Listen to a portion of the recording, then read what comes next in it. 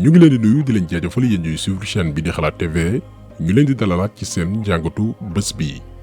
tey nag dañuy wax ci yenn jafe-jafe ndaw yi Sénégal ñaari sujet yoo xamante ni daf ñu interpeller cette semaine te bu nekk mérité une vidéo spéciale mais comme que du loo xamante ni dafay xaar ñu ne nañu profité ci weekend bi partagé ko ku ne mën ci wasu làq.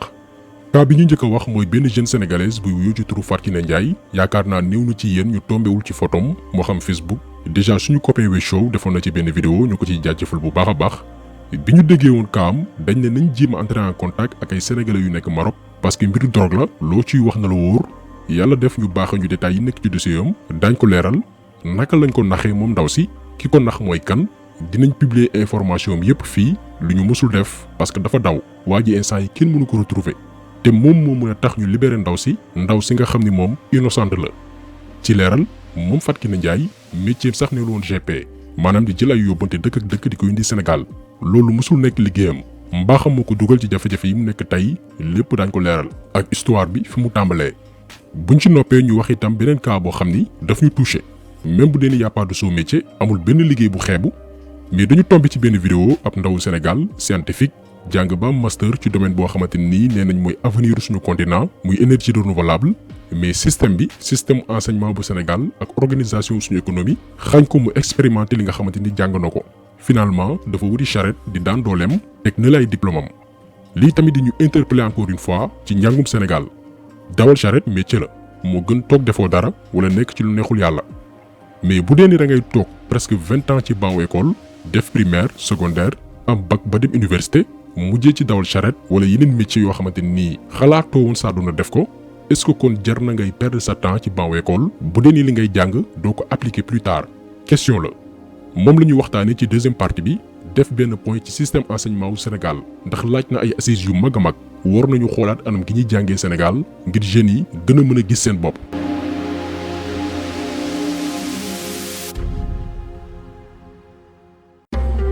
ñu dooree ko kaaw Fatou Kiné Ndiaye benn ndawu Sénégal la bu toll ci 22 ans ñaar fukki at ak ñaar contrairement à ce que ñu bari lu ñu foog moom GP newul woon liggéeyam GP dëgg boo ko déggee mooy kuy voyager régulièrement di jël ay yóbbante diggante dëkk ak dëkk ñu koy fay selon colis bi ngay yóbbante ni mu toll. am na ñoo xam ni loolu mooy seen liggéey te dañuy jël seen matukaay ci fànn yépp ba kenn du leen tromper moo tax ñu bëgg leen présenter d'abord profilu Fatou Kiné Ndiaye mooy kan xamal leen ni du GP professionnel. xëy na loolu bokk na ci li tax benn saay-saay dugal ko ci jafe-jafe yi mu nekk tey parce que jàppoon na ni diggante sénégalais ak sénégalais rawatina ñu nekk bitim réew lu ñaaw waru cee mën a am. donc moom Fatou Kiné Ndiaye dafa bokkoon ci jeunes sénégalais yi nga xam ne dañoo décider dem jàngi bitim réew yàlla yóbbu ko Maroc mu doon jàngi ci benn institut bu nekk Rabat ci domaine bi di gestion management.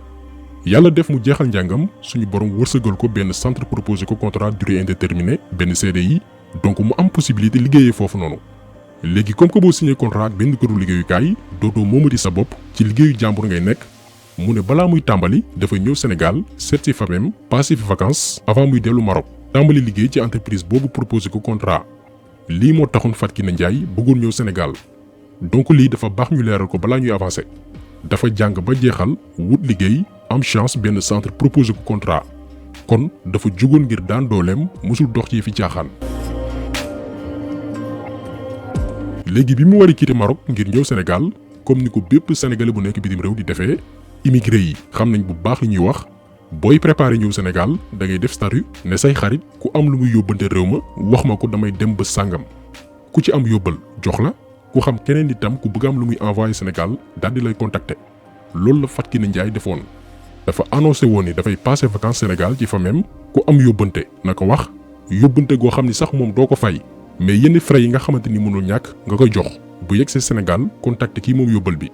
ci la ko waa jii di wuyoo ci turu Massoukha Mbeng mais d'après suñuy information Mass Mbeng lañ koy woowee mais ci carte d'identité moo nekk nii ngeen di seen Massoukha Mbeng moo ci nekk mi ngi juddu le 2 janvier 1996.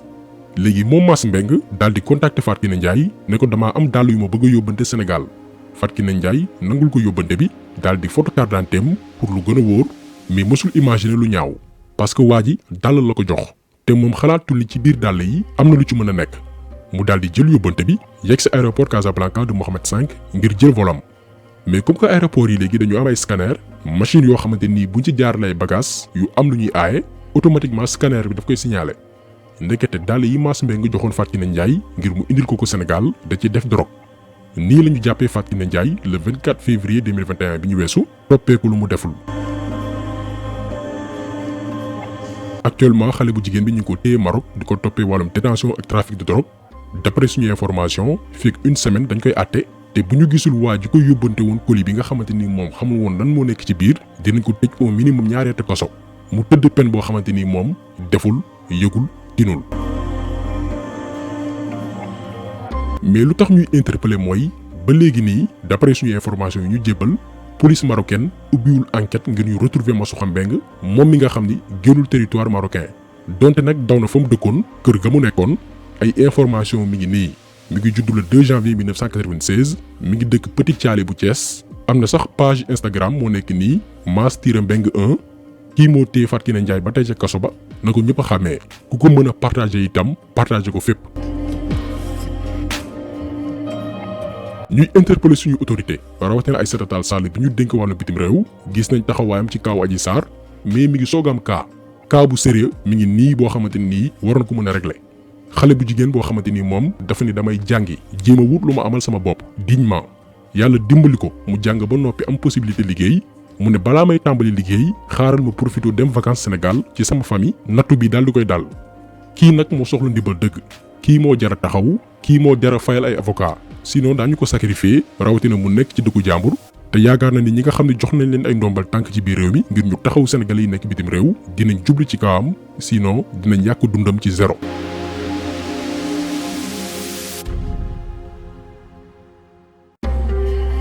bu ci noppee ñu ñëw ci beneen ndawu Sénégal parce que ñun suñu réew yàlla daf ñu dimbali léegi ñu am une génération décomplexée jeunes yoo xamante ni ku leen jàppale ñu dem ndax dañoo am jom muy góor wala jigéen. Bara Thiam mii bokk ci ndaw yooyu noonu nañu déglu histoire am ñëwaat. sànq maa leen romb chargé ay briques. ba mu fees. dëgg la di ko yóbbu. dëgg la gis di liggéey. pourtant da ngeen ma bëgg a poser des questions ma ne leen carrément damaa yàkkamte. parce que liggéeyu jàmbur laa yor. dëgg la dañ maa woo indil may briques. ma jaay sama briques yóbbu leen briques donc de ce fait waroon naa teel a dem dëppaat. maa ngi door a am seen temps pour wax ak yéen. dëgg la ndax temps boobu moom moo ko. dëgg la damaa yeloon liggéeyu jàmbur. ñun borom seet on gagne nos vies honnêtement.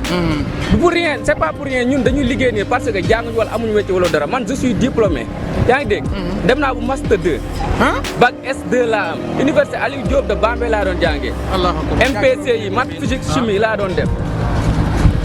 licence PC laa am en 2015 laa am licence PC physique chimie. et master 1 master 2 en énergie renouvelable laa ko def. yàlla def na nag dogal na soutenir a guma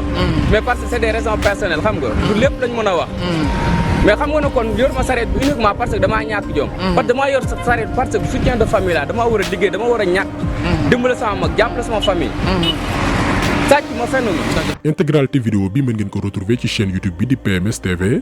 yaakaar naa ni partie bii ñu bari ci yéen gis nañ ko ñu baree bari partagé nañ ko Facebook te du la première fois ñuy gis genre vidéo yi. tabaski bi weesu Dakaractu interviewé woon nañ benn femme diplômée amul liggéey muy jaay buum xar ci daral yi ngir bañ a def naka sudul noonu. par la suite suñu borom dimbali na ko ba moom liggéey gis nañ également ku ñuy woy Samba Fall ñaari master la am mais finalement ci njaayum kaani la mujj ca marché Thiaroye muy nag métier comme métier yëpp ndax nit ki lépp looy def rek àndi ci ngëm-ngëm suñu borom daal di la ciy suturaal tey am na ñu nekk ci marché yi di jaay loo xamante ni boo ko gisee da nga koy xeeb mais li ñuy am borom bureau yi sax amuñu ko mais cas yi daf ñuy interpeller ci suñu système enseignement maanaam ndax suñu école yi ak université yi former ay élite yoo xamante ni dañuy servir seen réew moo ko tax a jóg wala former ay chômeur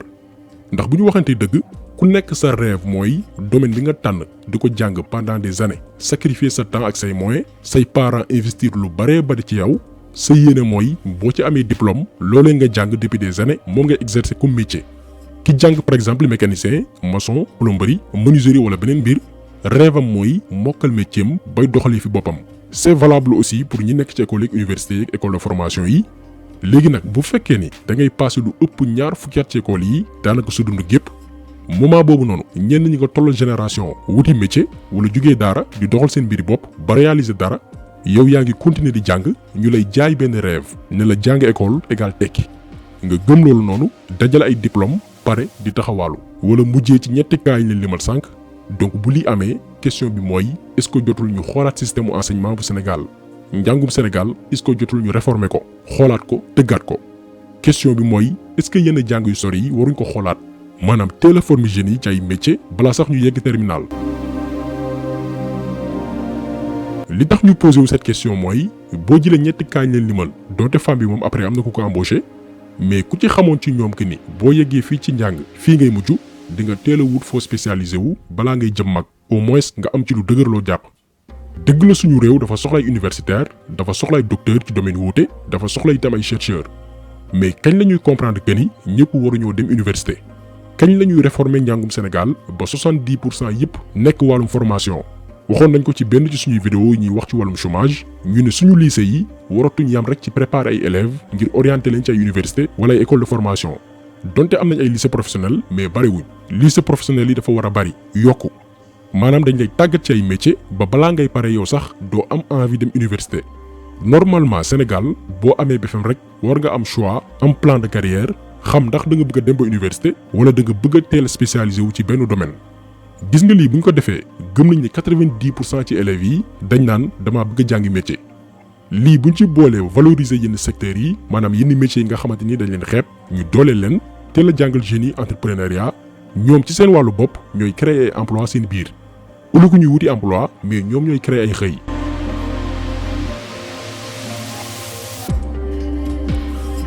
bu ñu teelee spécialisé élèves yi dès le lycée ñiy dem université dootul bari ñu néew la ñuy doon. ñooñu nag dañuy jàng dans de meilleures conditions parce que université dootul bari di nit ñooñu ñooy nekk ay experts yi nga xamante nii dañuy créer ay cabinet di accompagner jeunes yi nga xamante ni ñoom dañoo teel a spécialisé wu.